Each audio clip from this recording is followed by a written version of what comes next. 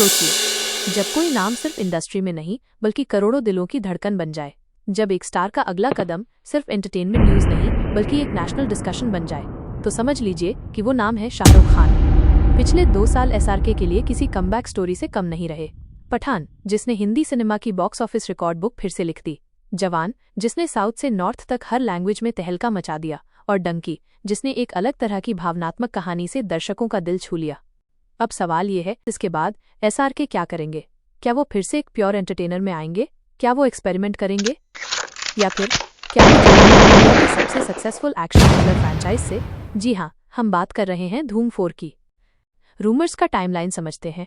सबसे पहले खबर आई कि वाईआरएफ धूम फ्रैंचाइज को रिबूट करने की सोच रहा है। आदित्य चोपड़ा खुद इस प्रोजेक्ट को सुपरवाइज कर रहे हैं। फिर आया नाम रणबीर कपूर का बतौर नया लीड कॉप। डायरेक्टर के तौर पर अयन मुखर्जी का नाम लगभग पक्का माना जा रहा है। लेकिन असली मसाला तब आया जब अंदरूनी सूत्रों ने बताया कि एसआरके भी इस प्रोजेक्ट का हिस्सा हो सकते हैं, और सिर्फ गेस्ट अपीयरेंस नहीं बल्कि एक मेन विलन के रूप में। धूम फ्रैंचाइज का विलन हमेशा यादगार रहा है, माइनस चाहे वो जॉन अब्राहम हो, ऋतिक रोशन हो या आमिर खान।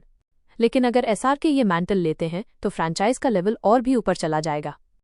अब बात करते हैं पॉसिबल रोल की। सोर्सेस का कहना है कि विलन कैरेक्टर काफी डार्क, इंटेलिजेंट और कैरिज्मेटिक होगा। एक मास्टरमाइंड जो सिर्फ बाइक्स पर स्टंट्स नहीं करता बल्कि पूरी सिस्टम को अपने प्लान में फंसा देता है। और एसआरके अपनी स्क्रीन प्रेजेंस और डायलॉग डिलीवरी से इस रोल को आइकॉनिक बना सकते हैं। सोचिए, माइनस एसआरके एक ब्लैक लेदर जैकेट में हाई स्पीड चेस करते हुए, इंटेंस बैकग्राउंड स्कोर के साथ, और सामने रणबीर कपूर का कॉन्फिडेंट कॉप अवतार। ये क्लैश सिर्फ स्टोरी का हिस्सा नहीं बल्कि बॉक्स ऑफिस हिस्ट्री का हिस्सा बन सकता है। रिलीज टाइमलाइन की बात करें तो अगर शूटिंग प्लान के हिसाब से सब चला तो धूम 4 की प्रिंसिपल फोटोग्राफी अप्रैल 2026 से शुरू हो सकती है। वीएफएक्स हैवी फिल्म होने के कारण पोस्ट प्रोडक्शन में करीब 1 साल लग सकता है, यानी रिलीज का सबसे स्ट्रॉन्ग विंडो है दिवाली 2027। फेस्टिव सीजन जोड़ एसआरके जोड़ धूम फ्रैंचाइज इक्वल्स हिट की गारंटी, अगर एग्जीक्यूशन सही हुआ। लेकिन एसआरके का पैन इंडिया फैक्टर यहाँ और भी बड़ा हो सकता है। पठान और जवान के बाद एसआरके की रीच सिर्फ हिंदी ऑडियंस तक नहीं रही। अब तेलुगु, तमिल, मलयालम, कन्नड़ा में भी उनके फैंस उतने ही एक्साइटेड रहते हैं। इसका मतलब धूम 4 अगर मल्टी लैंग्वेज रिलीज होती है तो ओपनिंग वीकेंड में ही वर्ल्ड वाइड 200-300 करोड़ छू सकती है। अब एक इंटरेस्टिंग पॉइंट, एसआरके पहले भी वाईआरएफ स्पाई यूनिवर्स का हिस्सा रह चुके हैं और पठान 2 की चर्चा भी चल रही है।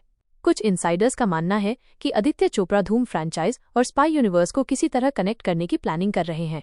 अगर ऐसा होता है तो एसआरके का कैरेक्टर सिर्फ धूम 4 तक सीमित नहीं रहेगा बल्कि फ्यूचर क्रॉसओवर्स में भी दिख सकता है।